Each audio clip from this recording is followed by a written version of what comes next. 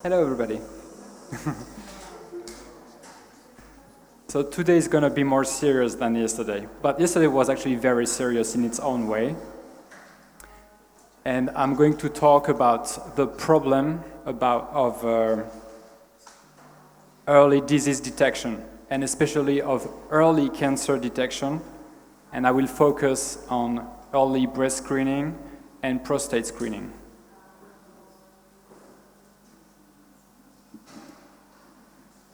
And it's extremely important for all of you because women from the age of 50 are advised to do breast cancer screening every 2 years until they are 74. And guys are advised to do prostate cancer screening every year. Oh, you don't understand maybe? Is there? Oh, you're doing it? Okay. And guys are advised to do prostate cancer screening every year from the time they are 50 years old. So we're going to look whether it's a good idea or not. So the idea is that it's better to treat a disease before it shows, and it would be a great way to be healthy. So it sounds kind of clever to detect disease before it shows any symptom, so that we treat it before it gets nasty. And is it a good idea? Sounds good, but is it a good idea? You know, it's easy to have lots of amazing ideas, but then the theory is often in contradiction with what happens in the reality. And the problem is today's medicine is that it stays in the dimension of theory and beliefs, and it's not necessarily linked to reality. So think about cancer. If you have a small tumor, and if you are not aware of it, you have no symptom at all, then if we remove the tumor before it gets big and it spreads, then it's a great idea for your health, right? You agree with that? And so we're going to talk about major early disease detection strategies. So the first one is about breast cancer. So that's a woman undergoing a mammogram. So the idea of a mammogram is to crush and expose breasts to X-rays, just checking the time, in order to detect tumors at an early stage. And thus, we want to reduce the risk of untreatable cancers because we would be too late when treating it. So I want to remind you that breast cancer is the main cancer among women and the 5th most deadly cancer. Now for guys, we have something called the PSA screening test. So it's a blood sample, and you measure the PSA. PSA is for prostate-specific antigen. And then you will deduce whether there is a prostate cancer or not. So again, you want to treat it before it gets too big. And as a reminder, prostate cancer is the main cancer among men. So now, does it work? We start with breast cancer. So breast cancer is incredibly known in terms of awareness. In France, we have Octobre Rose, that means Pink October. In most countries, there's an equivalent.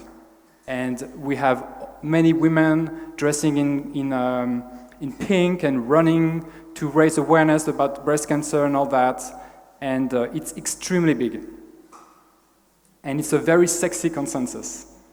So you have the Eiffel Tower that's in pink, you have this big race for women to raise money for cancer awareness, La Parisienne, and you have here the Ministry of Health, Agnès Buzyn, President Macron, and they're all like super happy. Oh, it's Pink October, it's amazing. Let's all be aware of breast cancer because we need to do something about it and all that.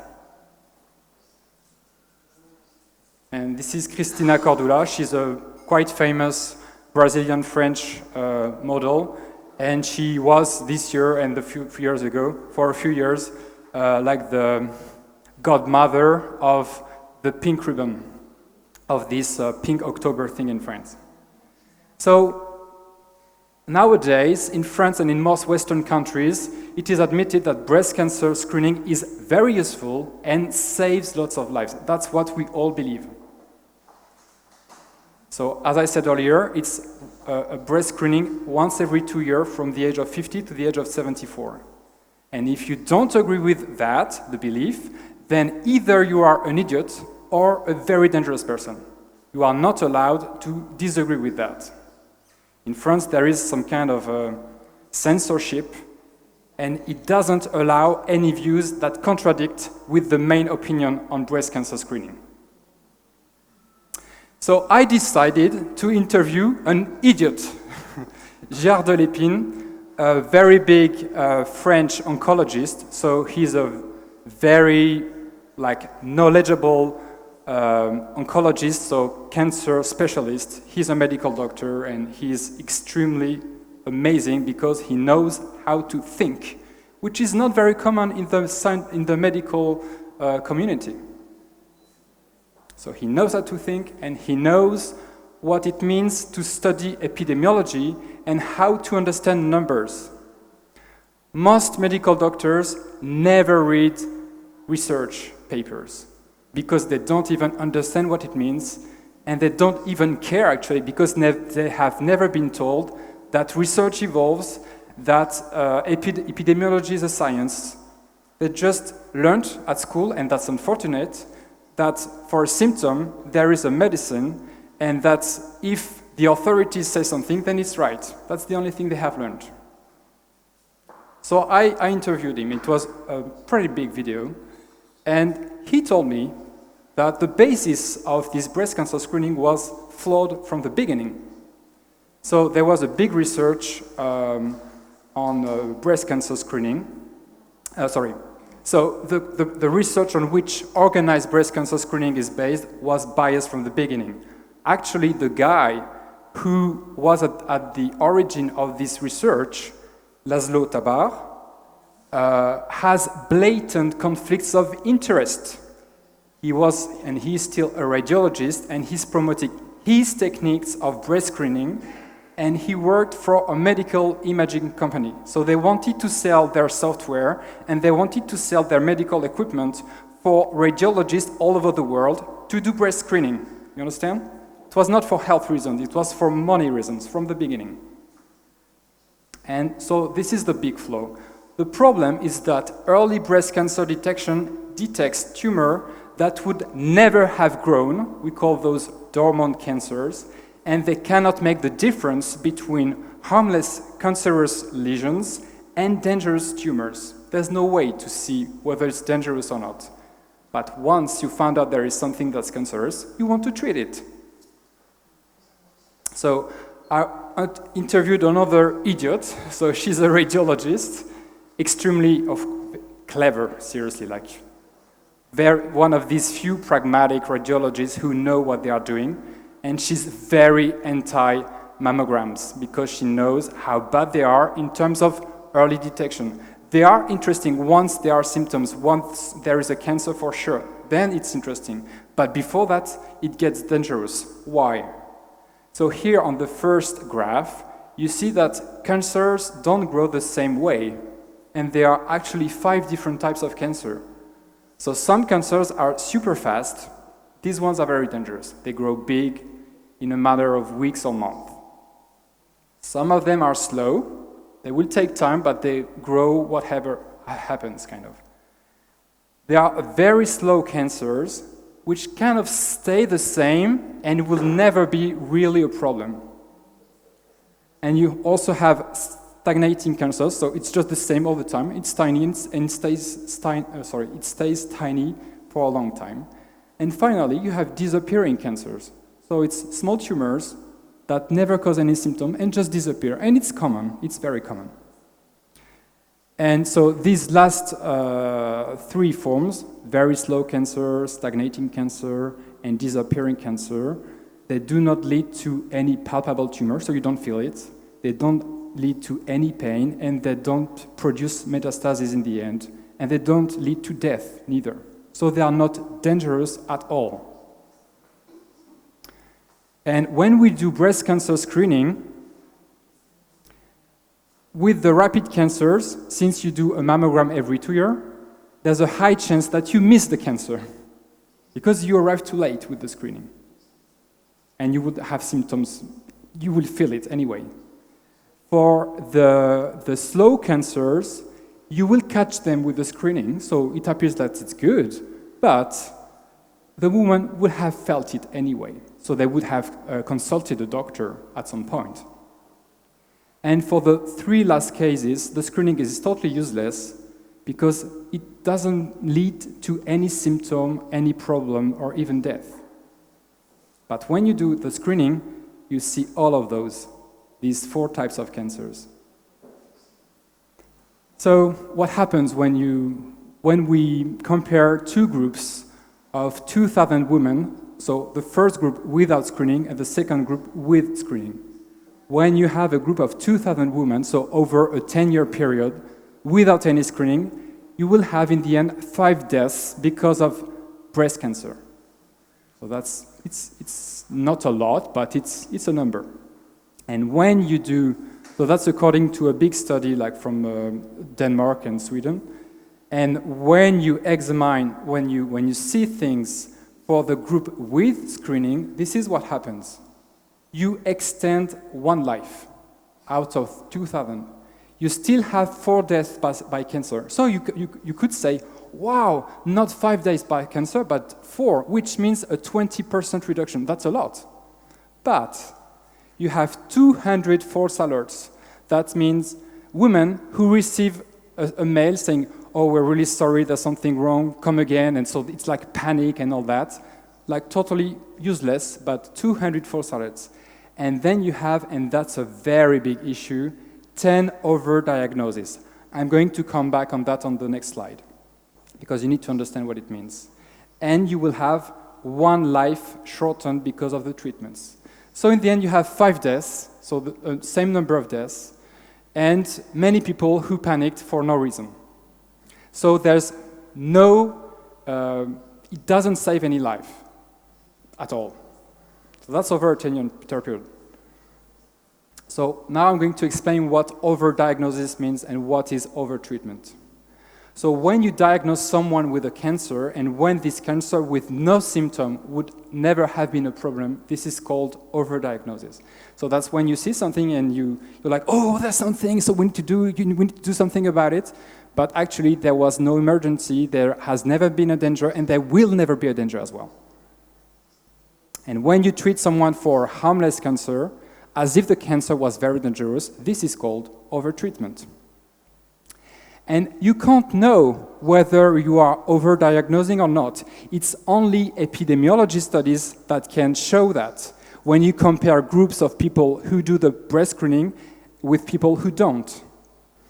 But most of the time, medical doctors and radiologists, they can't see the bigger picture, so they only see with their eyes what's happening. They can't make the difference, but they all the time believe that what they are doing is saving lives. When in the end, as I showed just before, they don't save lives. They never save lives. I'm talking about symptom-free breast cancer detection, right? So according to the French Institute of Cancer, called INCA, 15 to 20% of breast cancer are overdiagnoses. Actually, some American studies say it's more like 40%, which means that nearly 1 woman out of 2 can be diagnosed with a breast cancer that is not a problem, but will be treated for it. So yeah, up to 40% of women believe they've been saved by this early diagnosis. So they're like, oh, radiology saved my life, or so mammogram saved my life, oh, my medical doctor saved my life, I'm so grateful and all that. But they didn't survive the cancer, they survived the treatment. Good for them.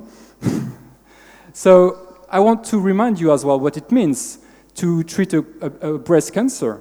Mastectomy, that's a breast removal, it's very common. Chemotherapy, radiation, etc. So it's extremely painful, potentially very dangerous. So chemotherapy are most of the time carcinogenous, and you will increase the risk of other cancers. You will have heart disease because of radiation when the breast cancer is on the left, And 10 or 15 years after, you will have lots of heart issues for these women. And you have also an increase in depression, in suicide and all that. And of course, risk with any surgery and all. So the reality, so I want to show as well this other main study for during a 25-year period, a follow-up for breast cancer incidence and mortality. So in Canada, it was 90,000 women who were followed for 25 years. So it's a big number of people. It's not like one radiologist seeing 10% or even 100 and figuring out that he's saving people because he believes that. We're in something serious now. So the results of the study are appalling.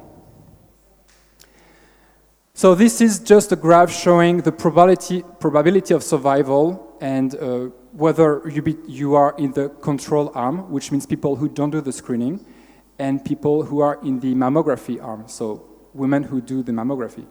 And you see that out of the 90,000 people, so you divide it by 2, it's just 5 more deaths of breast cancer, 5 more deaths compared to the people who did mammography.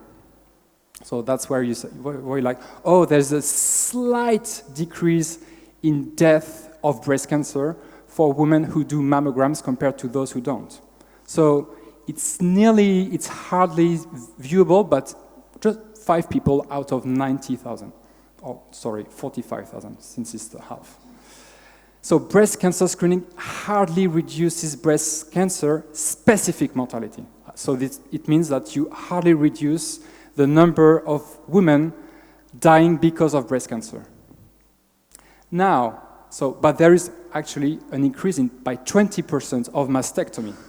So the more you want to look for breast cancer, the more you have a chance to find something and to do something about it. In French we say, si tu cherches la merde, tu la trouves. If you're looking for shit, you find it. So now, let's look at this other graph, which is on all-cause mortality. So we look at any cause, what happens? So you see that in the control arm, there were 4,688 deaths. So, and in the, So 4688, so there are 100 more deaths in the arm in the cohort, in the group of women who did the mammogram. So that means that there's a slight increase in death in women who did the mammograms because of all the overdiagnosis, all the unnecessary treatments, all the depressions, suicide and all that.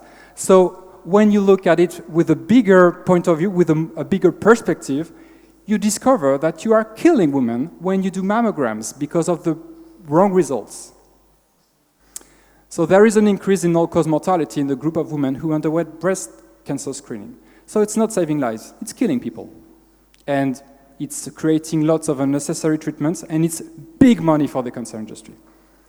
So it's a very nasty story. I won't go too long on that because it's kind of horrible. But so anyway, a woman in the US wanted to raise awareness about cancer, saying that the National Cancer Institute was only spending 5% of its budget to cancer prevention. She was like, it's not possible that we do that. And she had invented a peach-colored ribbon. Estée Lauder, which is a big cosmetics company, liked the idea. And they wanted to use this kind of ribbon for marketing purposes. But this woman said, I don't want to help you on that, I disagree with you. So Estée Lauder, you know the company. And the lawyers of Estée Lauder were like, oh, it's not a problem if we change the color, let's do it pink, because we had a focus group, and women found out that pink was actually nicer and more feminine and more sexy and all that. So they created the pink ribbon. And in 1993, Evelyn Lauder, who is the daughter-in-law of Estée Lauder, and who was the senior corporate vice president of Estée Lauder companies, she created the Breast Cancer Research Foundation with the pink ribbon. So there it goes. So pink ribbon was born. And AstraZeneca, maybe you don't know this name, it's not very known. It's a big pharmaceutical company.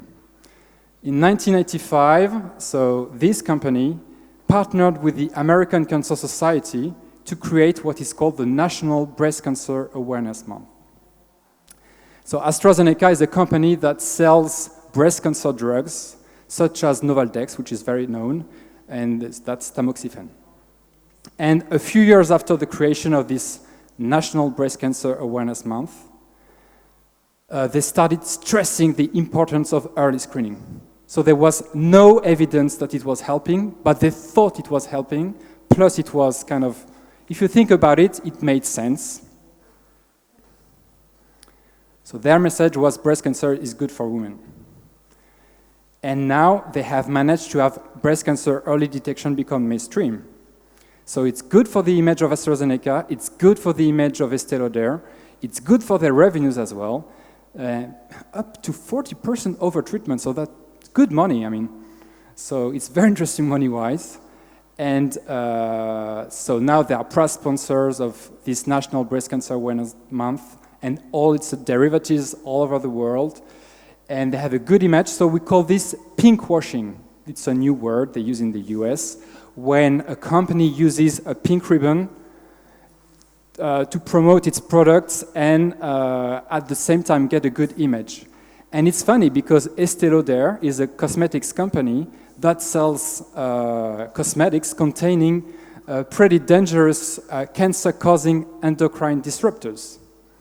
So they have poisons in their cosmetics that create breast cancer, and they say they are against breast cancer. They partner with a breast cancer selling pharmaceutical company.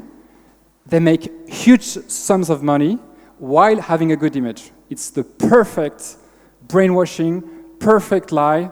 They are amazing, really amazing.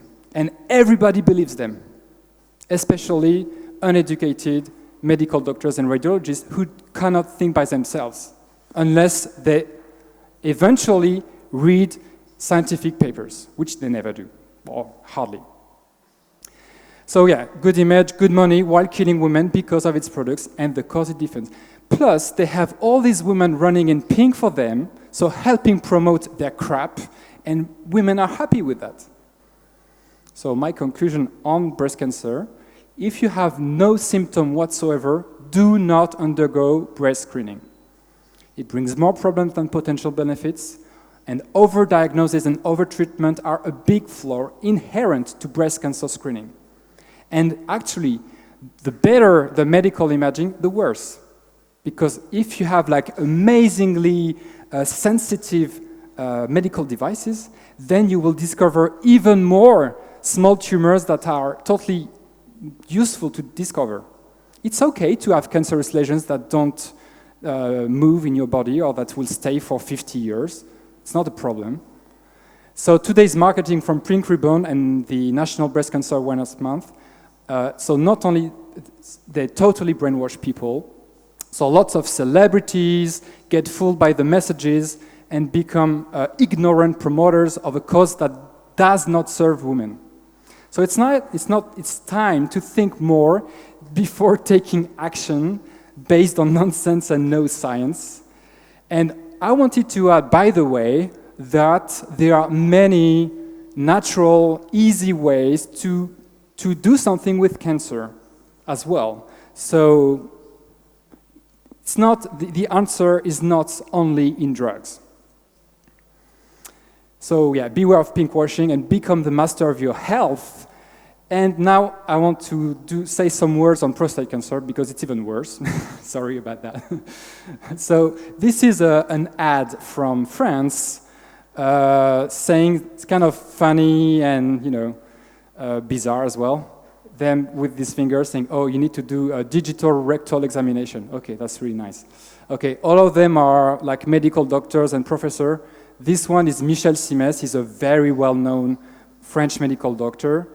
And most of what he says is totally rubbish, but people don't understand because they don't read the science and they don't understand the science. And himself, either he doesn't understand the science or he's naive or he's working for pharmaceutical lobbies. And I think it's a bit of both, of all of that. So yeah, so that's about, so the prostate cancer thing, the prostate cancer screening is about digital rectal examination, and a measure of the prostate-specific antigen, PSA. So this is an ad. I think it's absolutely vulgar, absolutely like crazy. It's from Canada, and they say only a butthead wouldn't get his prostate checked. Look at that. So, as I said, if you disagree, you are a butthead. And one again from the UK. I don't remember if it's the UK or the USA. Well, anyway, it's one of those. And so they say, 1 in 6 men will get prostate cancer. Men don't pay enough attention, come and do the test.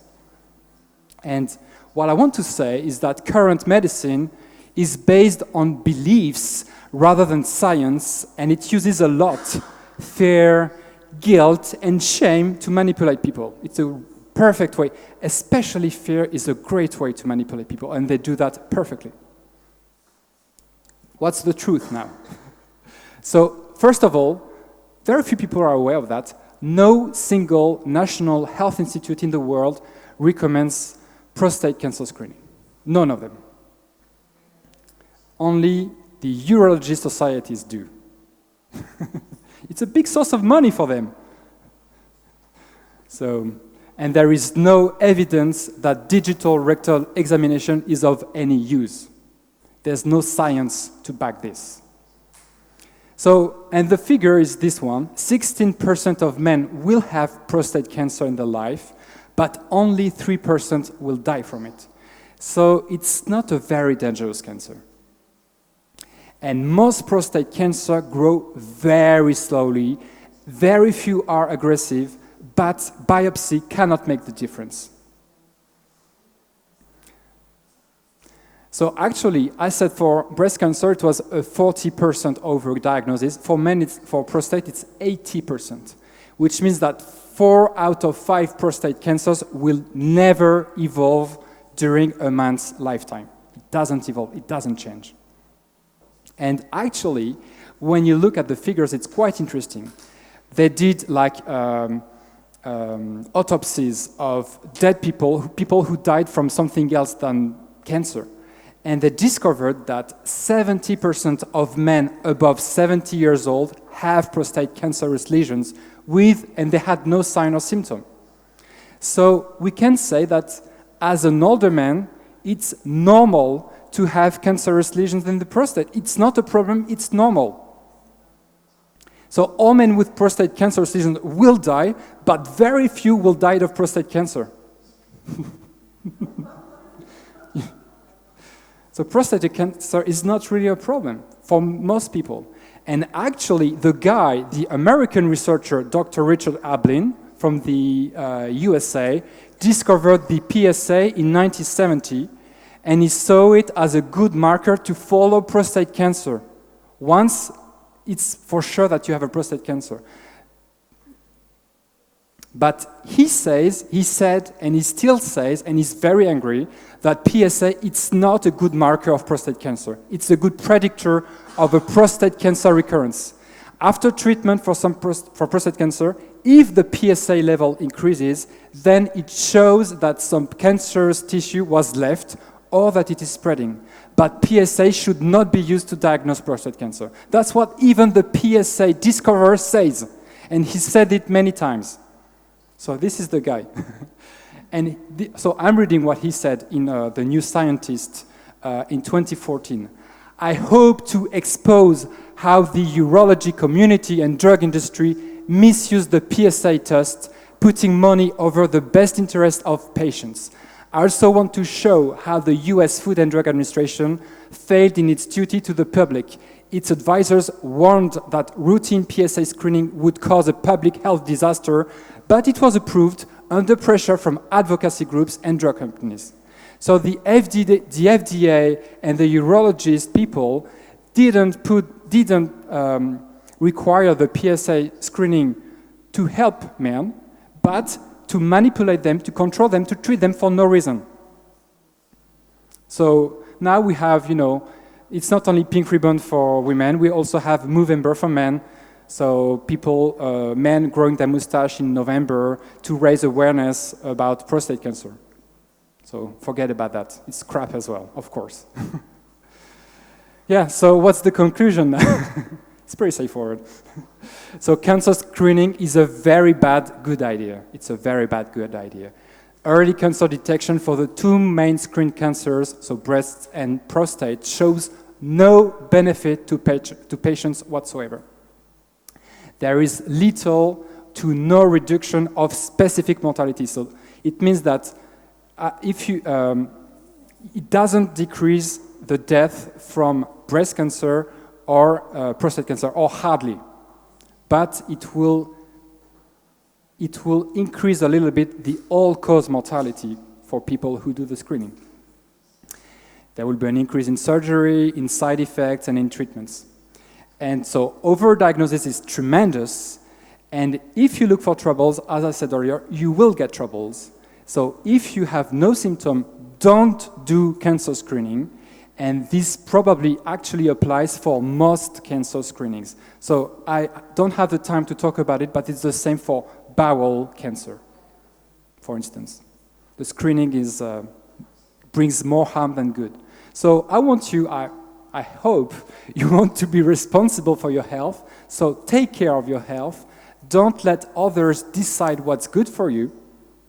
Do not become a victim of a system that claims it is saving you, but is actually making you sick. And if you have no symptom, leave your breast and your prostate alone.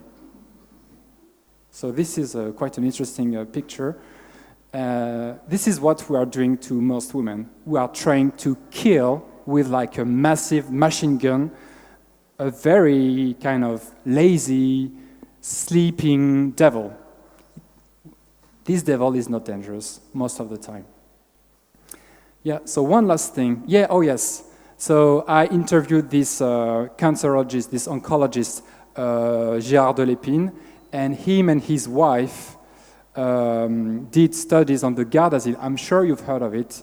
It's this new vaccine that they want to have all girls vaccinated with against cervix cancer.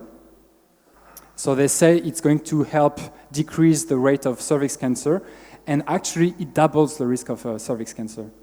So it's studies. I mean, I'm not inventing it. It's real studies. All the countries that introduced Gardasil like 10 years ago see a double in the risk of cervix cancer, especially Australia and the UK. So health authorities are definitely not a reliable source of information regarding health. That's what you need to know. Yeah, so thank you for that.